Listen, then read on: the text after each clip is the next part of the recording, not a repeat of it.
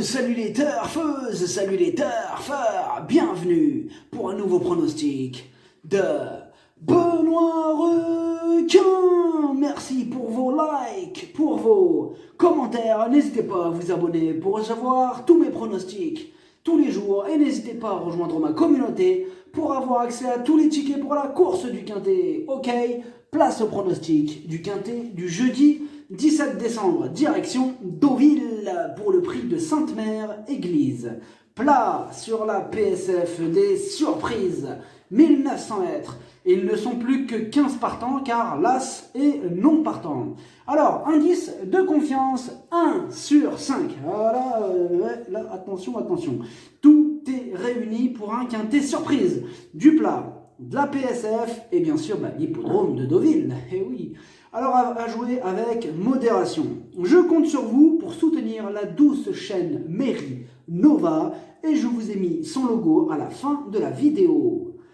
Petit retour sur le Quintet du mercredi 16 décembre. Dans mon pronostic, je vous ai donné le tiercé en 4 chevaux, je vous ai donné le quartet en 4 chevaux, ça fait plaisir, et le multi en 4, ça fait plaisir. Pour le niveau yo-yo total VIP, on a un ticket tiercé dans tous les ordres qui est passé. Il ramène 190 €, il a fait plaisir. Bon, pour les autres tickets, comme ça ne payait pas et que ce n'est pas des gros bénéfices, je ne les compterai pas dans notre total. Ce mois de décembre, il monte à 4 886 € de gains et on doit battre les records du mois d'octobre et du mois de novembre. Le niveau qui donne accès à tous mes tickets pour la course du Quintet, c'est le niveau yo-yo total VIP par le bouton rejoindre. N'hésitez pas à rejoindre ma communauté et vous récupérez tous mes tickets dans l'onglet communauté. Ok, c'est parti, on commence le pronostic et on commence avec le numéro 1 qui est non partant. On passe directement au numéro 2, Golden Raja. La régularité ne fait pas partie de ses principales qualités. Sa marge se réduit et ses performances sur ce parcours sont plutôt négatives. Question de feeling. On écoute Madame Pauline Menges. Golden Raja. Attendez, je remets ça. Voilà. Golden Raja n'a pas eu un très bon déroulement de course la dernière fois. Le nez au vent. Elle en a trop fait. Cela a été logiquement compliqué pour finir. À ce poids-là, surtout contre les mâles, il faut vraiment le parcours caché. Sans effort superflu, elle peut espérer prendre une place. Le numéro 3, Villaro. Il est régulier dans l'ensemble. Bon, par contre, c'est vrai que ses statistiques sur le sable ne sont pas fameuses.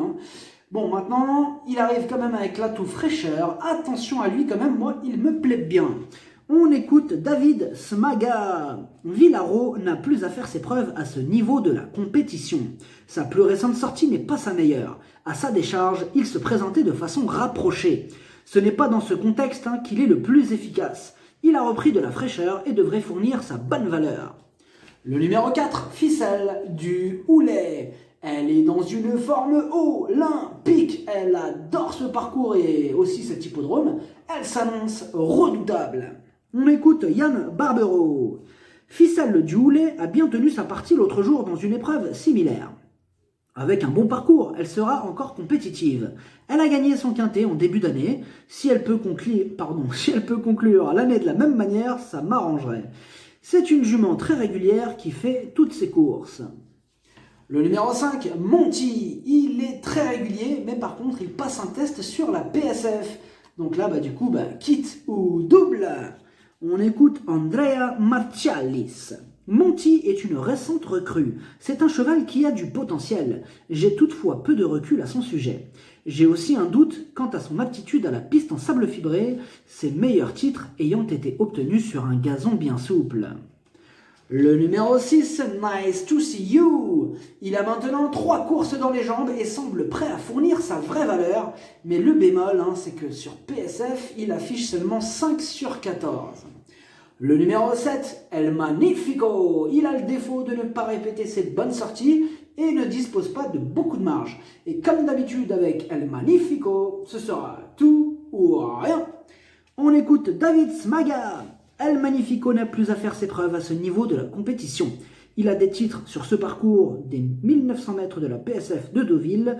Dernièrement, son effort final a été remarquable, d'autant qu'il a entamé la ligne droite parmi les derniers. Sans incident, sa place est à l'arrivée. Le numéro 8, Savoir aimer. Il passe un test sur cette surface, mais il donne toujours son maximum en compétition, mieux vaut ne pas le sous-estimer. On écoute Frédéric Rossi. Savoir aimer s'est retrouvé un peu trop loin en dernier lieu. Il a toutefois effectué un bon effort final. Je le préfère sur 2000 mètres. Cette PSF d'Auvilez ne devrait pas le déranger. Il est bien et devrait être à l'arrivée. Le numéro 9, Kaira, il est archi régulier ces derniers temps, en pleine forme, il va défendre charmant ses chances. On écoute encore Frédéric Rossi. Kaira est régulier, il devrait apprécier ce tracé des 1900 mètres de la piste en sable fibré. S'il a un bon parcours, il devrait terminer dans la combinaison gagnante de cet événement. Le numéro 10, Dantes, il reste sur un échec et il monte de catégorie. Ce sera aussi une première sur PSF ainsi que sur cet hippodrome. Il y a quand même quelques doutes qui planent sur sa candidature. On écoute Cédric Boutin. Dantes vaut mieux que ne l'indique sa dernière sortie. Cela s'est mal goupillé. Il a été débordé. Il est nettement rallongé ici. Cependant, il a déjà vaincu sur 2000 mètres. Le matin, je le trouve bien. Il gagne d'ailleurs en souplesse à mes yeux. Il est surtout titré en gazon bien souple. Cette sortie aura valeur d'essai. Le numéro 11, Trimlight, lui aussi vient de décevoir. Il passe lui aussi un test à ce niveau et sur le sable. On demande à voir. On écoute Henri-Alex Pantal. Trimlight s'est retrouvé enfermé la dernière fois. Or, il n'aime pas trop ça. C'est un essai sur la PSF. À voir s'il va se plaire sur cette surface. Il a montré que 39,5 de valeur pouvait lui correspondre. Le numéro 12, Planteur d'Avier. Il a prouvé sa compétitivité à ce niveau et sera confié à Super Pasquier. On le garde. On écoute Ludovic Rovis. Planteur d'Avier m'a fait plaisir pour sa première sortie chez moi. On avait pris le parti de le reprendre en début de course à cause de son numéro de corde en dehors. Son effort final a été remarquable. Il est resté bien. Jugé sur ce qu'il vient de réaliser et associé à Monsieur Quintet, sa place est dans les 5.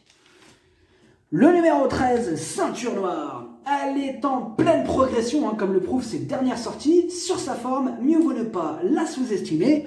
Et on écoute Romain Ledren d'Oleuse. Ceinture Noire reste sur une très bonne sortie, d'autant que cela ne s'est pas particulièrement bien goupillé. Elle a été supplémentée pour courir ici. Elle avait aussi été engagée dans une listed. Après réflexion et en accord avec ses propriétaires, on a opté pour cette course. La pouliche me paraît très bien, je compte sur elle. Le numéro 14, Revamp. Toutes ces tentatives sur cet hippodrome et sur ce même parcours se sont toujours soldées par des échecs. Il retente sa chance, il va devoir nous montrer un tout autre visage pour espérer terminer à l'arrivée. On écoute Giorgio Alampinicis. Revamp avait hérité d'un mauvais numéro en dernier lieu. Il a dû partir trop vite pour aller devant, faisant trop d'efforts, raison pour laquelle il n'avait plus assez de ressources pour finir. Avec sa situation en bas de tableau, et s'il dispose cette fois d'un bon déroulement de course, je compte sur lui. Le numéro 15, Diwan Seniora, du pour et du contre. Alors, il apprécie la PSF, mais c'est pas fameux quand on regarde ses stats sur le tracé du jour en fait. Il reste sur 2 échecs consécutifs, mais il vient d'être abaissé d'une livre et il va tenter d'en profiter pour remettre les pendules à l'heure. On écoute Yann Barbero. Diwan Seniora a connu un petit souci de santé, raison pour laquelle il a été absent plus de 3 mois. Il a effectué une excellente rentrée dans le prix du pays de Bray, tout en étant malchanceux. Il est monté sur sa course et sera compétitif à ce poids-là. Le numéro 16, You Rock. Il fait l'arrivée de toutes ses courses ces derniers temps. Ses contre-performances sur PSF sont à relativiser, comme va d'ailleurs nous l'expliquer son entraîneur. Outsider valable. On écoute Julien Carayon. You Rock a réalisé un bel automne sur le gazon. Il revient sur la fibrée. Il n'a pas de titre probant sur cette surface. À sa décharge, ses 2 sorties sur le sable sont à relativiser. Le premier coup, il s'était blessé. La deuxième fois, la distance était trop courte. Il s'élancera avec ma confiance, muni de peau de mouton. Le pronostic, ça donne 4, 3, 9, 13, 12, 8, 16, 6, cheval de complément le 5, si jamais il y a un autre nombre partant et ça peut arriver, le 15. Merci d'avoir suivi cette vidéo. N'hésitez pas à vous abonner pour recevoir tous mes pronostics. tous les jours. Et n'hésitez pas à rejoindre ma communauté pour avoir accès à tous les tickets pour la course du Quintet. À jouer avec modération. Bonne chance. Chopez-le moi. Ciao.